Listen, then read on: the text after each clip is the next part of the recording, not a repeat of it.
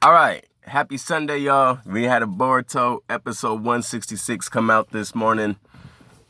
And you know something? I woke up very late. I had a late last night. But I said, fuck football, nigga. We watching this motherfucking Boruto. And let's get on to it. Let me just say overall, I would say this episode was dope. Very dope episode. It wasn't so cliche. And I feel like whoever was illustrating this, whoever animated this shit, whoever was writing this episode, they listened to the critiques. I don't know how what the time gap is between what they write and when it's shown to us, but goddamn, it feels like they listen to the motherfucking crowd. Let me just start by saying how I review these. I don't even review these things. It's just a reaction and a discussion.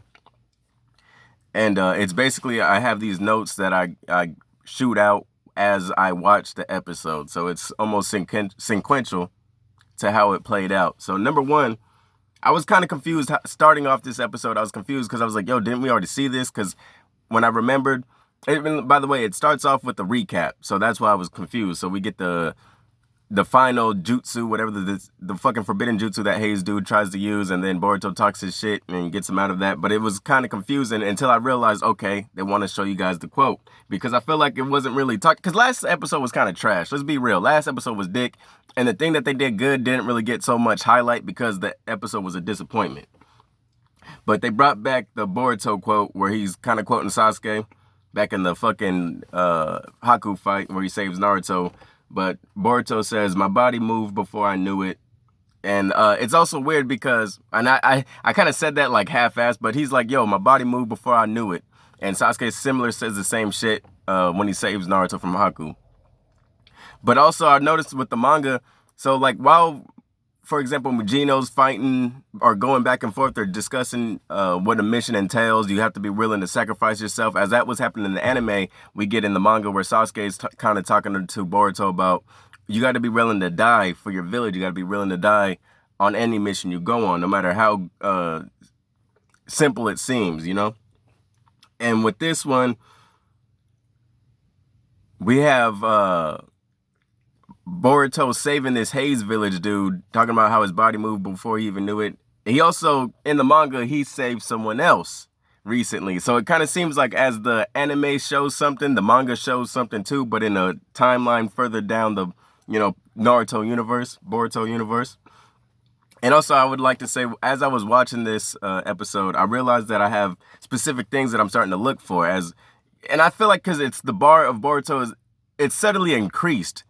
It's been good. Like the manga's been very good. The anime has been good. When it's very good, it's good. And I'm kind of thinking to myself that there is no bad episodes. There's just disappointing episodes because we're getting hit with some flavor, especially if you're a manga reader. You're getting hit with that little fucking dick tease, and then you get hit with some fucking softy episodes every now and then. But I'm realizing that I'm looking for different things, specific things. For example, I wanted to see in this episode where Boruto's head was, how mature has he been? Has he been kind of taking these little conversations with Mujino? Has he been taking them in? Has he been, at least thinking about them, trying to switch it up, not trying to be so gung-ho all the fucking time? Will he continue? And I was wondering, at the end of this arc, what will that relationship be like with Mujino? Will he ever change the heart? Will Boruto be like, you know what, you're pretty much right. I gotta fucking grow up a little bit more. But number two, this is point two. This is where we get to that brother-on-brother crime.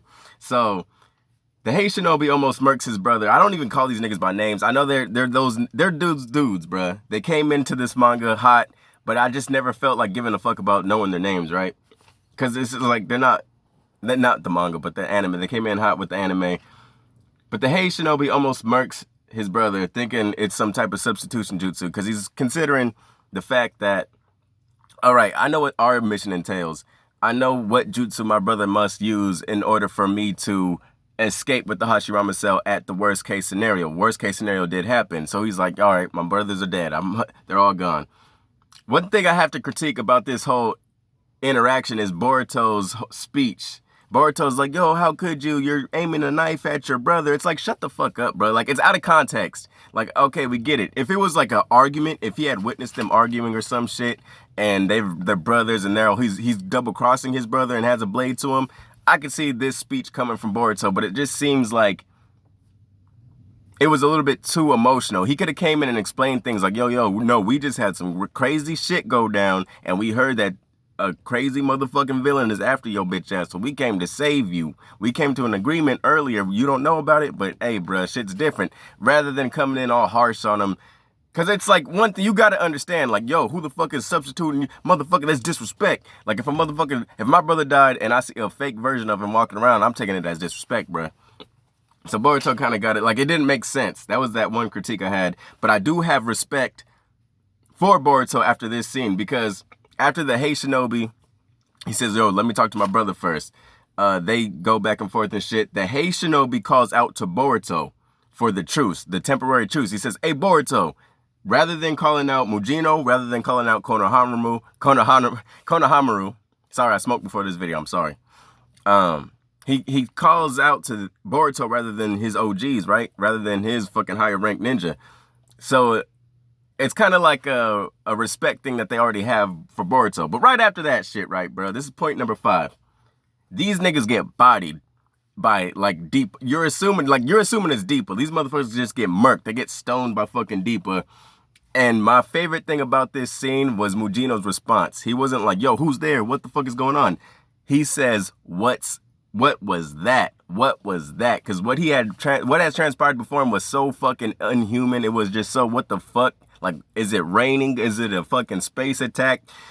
Motherfucker, he was just like, yo, what the fuck was this shit? And then it also made me realize that the Kara members are biologically different from a lot of the people in the universe. And I kind of forgot this because where we're at in the manga, there's not so much talk about body parts and shit like that. It's no more like, there's ninja tech, it's a thing, but we're not really focused on that right now. We're kind of focused there. It's very scientific, but the current battle that's going on, it has nothing to do with ninja tech. It seems like ninja tech kind of comes and goes. As far as it's shown on the fucking anime and in the manga, but it seems like when it talks about it heavily. It spends a lot of arcs doing so, and then it kind of forgets about it. So maybe in the future, when we get more into Amado, I don't want to confuse shit. This is strictly the anime. But what I'm saying is, I kind of forget. When you think about it, it makes sense why his body's all fucking crazy if you read the manga. Number 6. Mitsuki is the first to discover Deepa's armor. So after all the fucking battles that we've seen transpire with Deepa, Cloud Village ninjas, it seems as if Mitsuki is the only one that was intelligent enough to say, yo, his body's covered by something, He has something shielding himself. Then we get into Deepa's explanation about how his body really is. He can absorb carbon, harden it, and, pretty much is his body. It's a jutsu, weird jutsu. But it made me think about the dynamic of Team 7. And from what I've seen so far, it's like Sarada is the battle strategy. She's like straight up battle strategy. She's just, she's that nigga. She's that nigga, bro. Mitsuki seems to be the one to add perceptiveness and insight to the motherfucking team. It seems like he's always like, although he's very socially awkward, it seems like he's the one that's sometimes the most intelligent, even though we get told information about the whole team is intelligent, right? But it seems like Mitsuki's a little bit more there, like more mature mentally, it seems, although he's a fucking social retard, it seems, right? And Boruto's just a home run hitter, bro. We need you, dogs. Hit the nigga with the specialty move and let's get the fuck up out of here. Wrap this shit the fuck up quick, bro. That's Boruto. And then on to my point number 7, Konohamaru's amazing fireball gets so much style points for me, bro. This is when he attacks Deepa. And I feel like he came to a conclusion because after Deepa explains his body about carbon, Konohamaru then puts together like a little thesis, maybe fire and carbon, some type of crazy explosion spot. I'm not a scientist. I left that shit up to Konohamaru, my nigga. So he's like, if that's so, because this is where I'm pulling this from. He's like, yo, if that's the case, then he hits him with that fireball jutsu, which doesn't do shit to my nigga Deepa, but he still gets the fucking style points for that. All right. And then also, Deepa reminds us why he's even here in the first place, the fucking Hashirama Cell. And it seems like the whole we can't rattle up the Hashirama Cell goes out the window because he comes in and just straight obliterates the people who are holding this shit. And there's a whole bunch of fucking explosions going down and shit. It's like there's no care being taken. There's no fucking caution being taken. Although everyone seems to know the fucking danger of the Hashirama Cell being jundled around and shit like that, right? which makes me think it's all kind of funny, but it's, fuck it. The episode was hype, bruh. And point 8, Victor takes Konohamaru and Mujino.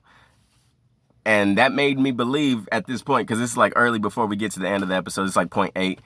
Mujino and Konohamaru are separated and they're with Victor, so it makes me think, okay, are we getting close to, an arc? Are we getting close to some crazy shit, Are we getting close to some manga shit, And then Nate, number 9, Victor's speed came out the cut, because when we're explained to, in the manga, when Victor's shown to us, it's like he's the bitch boy. Everyone's like, yo, fuck that little old ass nigga, bruh. This nigga always fucking shit up. It seems like that's his fucking vibe. And then when we see him fighting, we see him moving, we see his speed, it's different. It's like a different interpretation of him. It's a different impression. First impression, that is. It's a very different thing that we're seeing. It's like, yo, who the fuck is this guy? He has 4 arms and shit. Like, yo, goddamn. He has crazy fucking jutsu. It seems like he's a fucking Thor motherfucker. It's night and day almost with the anime showing versus how he was giving it up in the manga, And then point 10, Mitsuki's now battling and shit. He gets stoned, bro. Deepa throws fucking rocks at my nigga. And that was like, when it was funny when I first seen it, then I went back and I tried to take a screenshot of it, and I just seen his face. It was sad, bro, because he's my favorite character, one of my favorite characters. And it was just kind of sad to see, bro. It was funny, then it was sad. Deepa just threw rocks at my nigga. And then point 11, because it's a lot of battle going in and out of this whole segment. But my 11th point is Deepa, because he gets hit with this Rasengan, which was going to be the finale, right? It was going to be the finale, seemingly so. After Sarada breaks down this shit, she's using her not a Rasengan, she's using her Sharingan. Mitsuki's trying to, help out in the clutch and shit. Boruto hits the final shot. Deepa's like, playing into it. Oh, I'm hurt, my niggas. And then he says, just kidding, flicks Boruto, and the flick is just a fucking, it's like, I'm not going to drop no names, but it's like when Sasuke and Naruto get kicked by a certain person, it's almost as if that same effect happens with just that flick of the finger. You know what I mean, my niggas? I'm sorry, bro. It's the anime and the manga, they do a very good job at shadowing each other. Like, they're telling the same story at the same time, although they are in different points of that story. And it's I feel like it's an underrated quality about the anime, and I feel like this anime/manga is not as popular as it's supposed to be, so forgive me for going on that spiel. But let me get back to the shit. Deepa's unstoppable, man. He's fucking unstoppable. He's shown to be unstoppable.